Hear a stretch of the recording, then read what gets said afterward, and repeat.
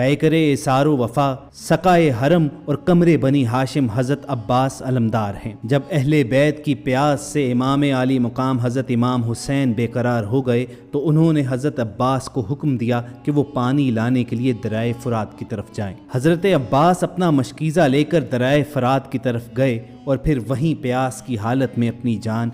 آفرین کے سپرد کر دی، لیکن اپنے بھائی، اپنے آقا، اپنے لشکر کے سالار حضرت امام حسین سے وفا اور محبت کا یہ عالم تھا کہ ایک گھونٹ بھی دریا سے اپنے حلق میں نیچے نہیں اتارا۔ شاید رب کریم کو حضرت عباس کی یہی ادا پسند آئی کہ آج تقریباً 1400 برس گزرنے کے باوجود پانی حضرت عباس کے روضہ پر انوار کے ارد گرد طواف کرتا رہتا ہے۔ صدیوں پر صدیاں گزر گئیں لیکن آج تک یہ پانی اپنا طواف جاری رکھے ہوئے ہے۔ اس پانی میں نہ تو آج تک بدبو پیدا ہوئی اور نہ ہی یہ کبھی کھارا ہوا ہے۔ یہ گویا قدرت کی طرف سے ایک بہت بڑا اعلان ہے کہ اہل بیت نے جو عظیم قربانی دی، حضرت محمد صلی اللہ علیہ وآلہ وسلم کے دین کو بچانے کے لیے بھوکے پیاسے جو کربلا کی سرزمین کو اپنا خون پلاتے رہے، ان کی قربانی اللہ تعالیٰ نے قبول کی۔ حضرت عباس کا روضہ انوار کربلا عراق میں واقع ہے اور اس روضہ کا اہم حصہ سرداب ہے جہاں پر حضرت عباس کی حقیقی قبر موجود ہے۔ یہ سرداب 8ویں صدی ہجری میں تعمیر کیا گیا تھا،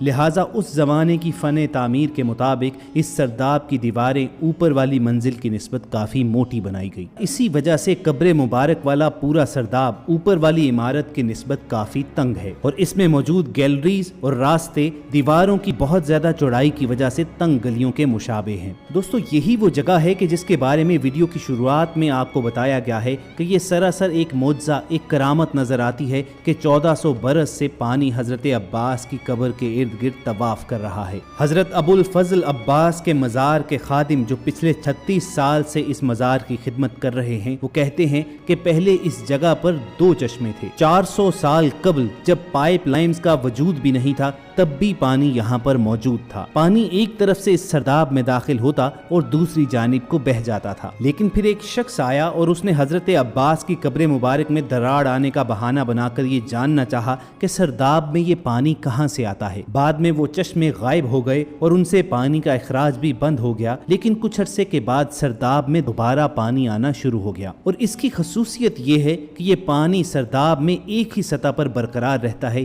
اس میں کمی بیشی نہیں ہوتی۔ ناظرین، اکثر ہم دیکھتے ہیں کہ پانی کسی بھی جگہ پر 10-12 دن اکٹھا رہے تو اس میں ایک خاص قسم کی سرانڈ اور بدبو پیدا ہو جاتی ہے، لیکن سرداب میں بہتا ہوا یہ پانی حضرت عباس کی قبر مبارک کا دروازہ ہمیشہ بند رہنے کے باوجود گلاب کی طرح معطر اور خوشبودار رہتا ہے۔ اس کی دوسری خصوصیت یہ ہے کہ حضرت عباس کی قبر مبارک والے سرداب میں بہتا ہوا پانی انتہائی خوش ذائقہ اور شفاف ہے۔ صدیاں گزرنے کے باوجود اس پانی کی رنگت اور ذائقے میں کوئی فرق نہیں آیا۔ عراق کے بیشتر علاقوں میں زیر زمین پانی نمکین، کھارا اور پینے کے قابل نہیں ہے، لیکن یہ بھی اللہ کی قدرت ہے کہ اس خاص ایریا میں بہتا ہوا پانی نہایت خوش ذائقہ ہے۔ اگر ہم اس پانی کے راز کو جاننا چاہیں تو ظاہری طور پر اس علاقے میں پانی کی موجودگی کا راز اب تک کسی کو معلوم نہیں ہو سکا، لیکن اہل نظر اس پانی کی موجودگی کا راز بخوبی جانتے ہیں۔ شاید یہ وجہ ہو کہ حضرت عباس نے پیاس کے عالم میں کربلا کے میدان میں دریائے فرات پر قبضہ کرنے کے باوجود